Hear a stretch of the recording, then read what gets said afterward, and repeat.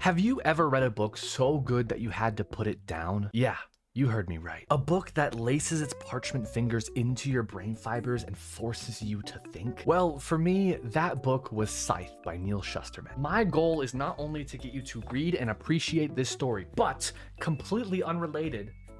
Nice fit, right? Pajama pants, button up. We keeping it cozy today. This book rewrote my brain chemistry, all right? I need to express my enjoyment to the universe, even if it's just me alone in my bedroom yelling at my phone camera. So without further ado, let's talk about the dystopian book that might be our future. I want you to close your eyes and picture the perfect world. What do you see? Flying cars, free healthcare without a 6-month wait. Maybe there's no more war.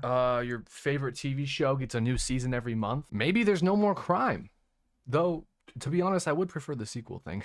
But what happens if this world is so perfect that not even death exists anymore? Humanity has finally surpassed it, and that, my friends, is the premise of Scythe. At some point 300 years ago, humanity developed an all-knowing AI, and just like that, disease and hunger were eradicated, and humans were immortal. Now, immortality does come with its fair share of issues, and shockingly, one of them is very, very problematic. The planet doesn't get bigger. Just because this robot is super smart and can solve a lot of problems, that does not mean it can increase the size of our space rock. And sure, the Thunderhead, which is the name of the AI, has solved problems like rising global temperatures and found more ethical and efficient ways to house humanity. But the problem is, humans like to bang, man. We are long-living bipedal rabbits. Yes, sex sells, but you know what else it does?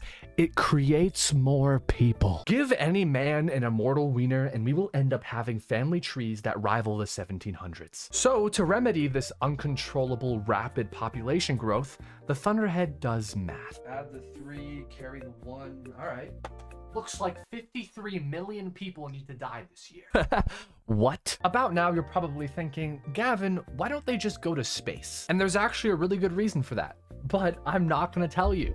So stop being a smartass and trying to find spoilers. I actually had the same question when I was reading it, but now that I've actually read the entire series, I feel silly and I'm insecure, so I'm deflecting and attacking you guys. So, to curb population growth, 53 million people have to die every single year. If you've read any popular dystopian book, you're probably assuming that the Thunderhead comes out guns blazing and just murks them every year like a purge. But it doesn't. See, the Thunderhead was created to help and protect humanity, and to every single avid sci-fi fan's disbelieving shock, that is exactly what the Thunderhead does. It is arguably the only and the greatest source of good in this entire story. So the Thunderhead left the domain of death to the humans. Robro basically said, yes, I will create order, I will watch over you, I will make your laws, but to you, you will have to kill yourselves.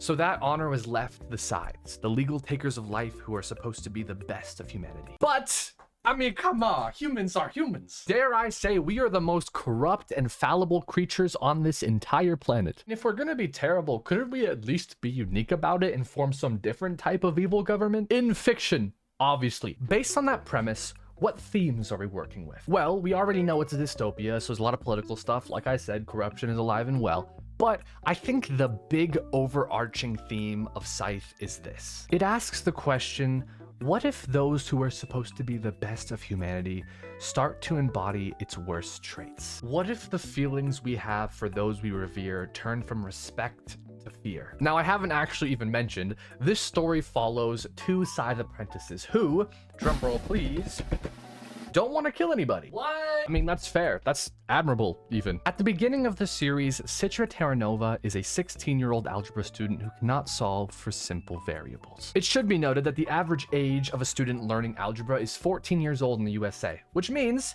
to put it simply, Citra's kind of dumb. That being said, I'm not entirely convinced that I could solve algebra, and I'm 21.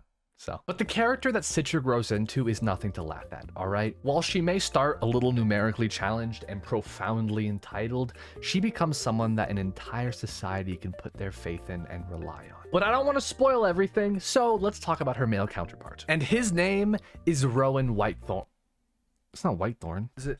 The Rowan King? Nope, that's One Dark Window. For some reason, in the last month, I have read 3 different series, all with Rowan protagonists. And in Scythe, his name is Rowan Damish. When we first see him, he seems shockingly put together for a 16-year-old boy. Sure, his family totally sucks, and his best friend is a chronic jumper off of buildings, but, you know, despite that, he's very compassionate and leads his life well. And yes, I will explain the building thing. In a society where you can't die, adrenaline junkies are able to pursue adrenaline to an even crazier extent. I think you can imagine where I'm going with this. Neil Shusterman has a lot of fun with Rowan's character in Scythe and goes to great lengths to make him my favorite character. Again, I don't want to spoil the plot, so let's just say that it kind of radicalizes his compassion. When you read it, you'll understand. This series takes these characters from irritating teens who you kind of just want to go, bam!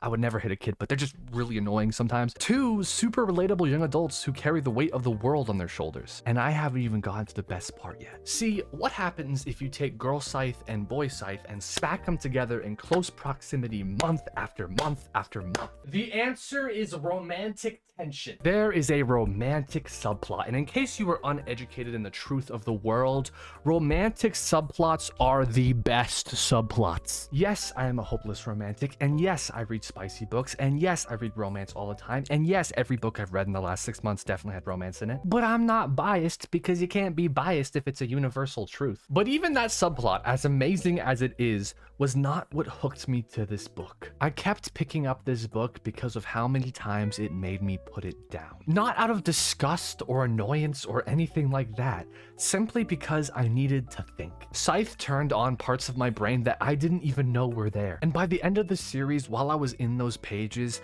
I learned to fear death a little bit less. Which is honestly still a super disproportionate amount, because sometimes I experience some really bad health anxiety, and that sucks. But great book, thank you. All of this to say one thing. Dear friend, viewer, subscriber, if you haven't subscribed, you're welcome to now. Scythe is a great book that you should read, and its premise is not entirely out of the realm of possibility. If there is one thing that humanity can always reliably be, it is corrupt. Put as many safeguards as you want in place, and there will always be a bad person somewhere. I mean, the world has so many religions with actual books that tell you how to act and be a good person, and there are still practitioners of those religions who are bad people. And there are people who don't practice religion who are bad, all right? It's not all people, but there's enough people for us to say, yes, we got some bad seeds. I avoid politics in my content because 1, it's not my expertise. 2, it is not my place or any other person's place to tell you how you should feel. And 3, there are plenty of places online for you to go and get bullied by your fellow man, and I don't want to be one of those places. The Veil is supposed to be an escape from all of that, so I'm going to keep this simple and logical and book terms. If we eradicated corruption and gave all government power to a genuinely good-intentioned AI robot, we could have a perfect world. Theoretically, that works, but if space travel is off the table and humans keep banging like a Game of Thrones episode, there are not a lot of options to deal with this population growth. If you limit the amount of offspring someone can have, that doesn't actually stop growth, it just slows down growth, and you already know people are gonna have a fit about that. So what do you do with all the extra people? It's not out of the question that humans would turn to artificial death, and it is definitely not out of the question that someone would rather die by the hand of another person than by an emotionless robot. Scythe is not impossible, but to even get close to that reality, we would have to find a way to escape and navigate around a fundamental law of the universe that has existed for billions of years, if not longer, depending on your beliefs surrounding extraterrestrial life. But because of this whole death is final and inescapable thing, sorry to burst your bubble, Brian Johnson, I think we may be a far way off from that future. Though all things considered, we totally have worst outcomes for our future, so if it's just me, I'm rooting for a Scythe future. It's not that bad, but you know, it's not perfect either, and there is one blaring issue with the world of Scythe. It makes one thing very clear. There is no such thing as a perfect world. There's actually a problem with defeating death beyond population growth. If there is no end to life, there is no reason to work towards anything. Humans become stagnant, and that is another one of the big themes in this book. I want to talk about one particular short story that takes place in this world, and it's titled The Mortal Canvas. It's a story from Neil Shusterman's collection of short stories titled Gleanings, and the book as a whole I didn't really love, but this specific story was amazing. This will also be spoiler free, but basically the premise of this story revolves around art, both mortal age art and the art that's created after death was defeated. And it really dives into the idea that without drive, without suffering and character building experiences, art just becomes dull. It becomes suffering to just look at the art. And that's the biggest problem in the world of sci. Humanity has nothing to fear anymore. Everyone has universal income, so you can basically just sit on your butt and do nothing if you wanted to. War doesn't exist, and you don't even have to fear aging because you can appear at whatever age you want, whenever you want. Heck, man, negative emotions aren't even a problem because you have nanorobots in your bloodstream that can just dampen them until they're insignificant. And those same nanorobots make sure you never feel pain. You can't even die unless you're one of the unlucky souls selected by a scythe, but that is such an infrequent occurrence that there are parts of the world that don't even believe in scythes and picture them as myths. This is by no means the first story to discuss the problems of human stagnation. I mean, look at WALL-E, great movie. That was one of the OGs. But we were not created to be stagnant. In concept, a world without pain and death is awesome. It's a paradise. In practice, it's a false utopia that robs us of our humanity. That's not saying that aging is good or pain is good, but it's just part of being a person. And if those things don't exist, what are we? Of course, it would take very many years for humans to reach that point, and there's no guarantee that we ever would. But there's also no guarantee that we won't. Maybe this is a bad take, but I know that in history, hardship has created some of the greatest things our world has. If everything was good, there would be nothing to contrast it with, and everything would just be gray and dull. And Scythe does an amazing job at tackling that idea. But I will admit, I have been glazing this book way too much, so let's talk about some of the more controversial stuff so we can tackle both sides of the panini. I'm not actually sure if that's a saying, but we're gonna roll with it because I kind of like it. I do have to admit though, a lot of the criticism is just made by stupid people. One of the biggest thing I've seen people say is, oh, it's well written, but it's a stupid concept and this would never happen. And I know I just spent a couple of minutes describing you how it could happen, but you know what? Let me rage a little bit, okay? Scythe is a fictional book. The entire point is to have a premise and then run with the premise as if it was true and tell a story that if that premise was true would be how the story would go. You know what else is unlikely? That our country would get divided into dystopian districts and force children to fight to the death for entertainment. That's the Hunger Games. And you know what nobody said about the Hunger Games? Oh, this is stupid. This would never happen. Shut up. Stop talking, bro. Do you have any idea how many fictional books would never happen in reality?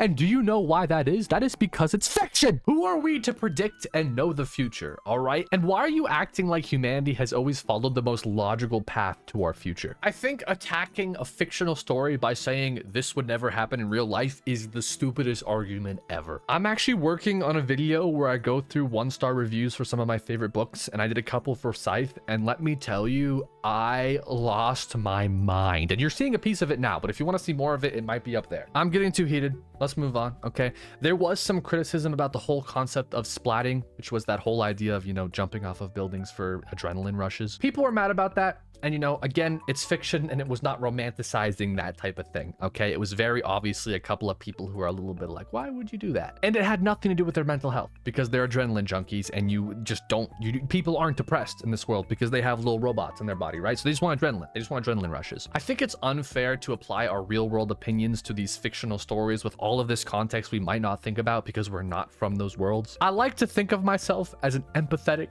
humble person, but I also have to say I think people are getting a little bit soft, okay? Like some trigger warnings are not really necessary. I've seen trigger warnings that are like, warning, death of parent. And then I'm like, okay, I grew up on stories where every main character has at least one dead parent and we never got warnings and we're fine. So stop freaking out. Relax. There are definitely good trigger warnings. I'm not denying that, but there's just too many in general. People need to take a breath and be like, okay, you know what? Not everything is a mental breakdown. But enough of that, okay? I understand that not everybody is going to love Scythe, but I can tell you without a shadow of a doubt that both me and the hundreds of active members in my Discord book club all loved this book, and we talked about it endlessly. So I think it's safe to say that you'll probably enjoy this book too. And you're welcome to join the book club for our future reads. Anyways, if you want to see more of my face, I'm live here and on Twitch every Saturday and various random weekdays. Thanks for watching, and until next time, deuces.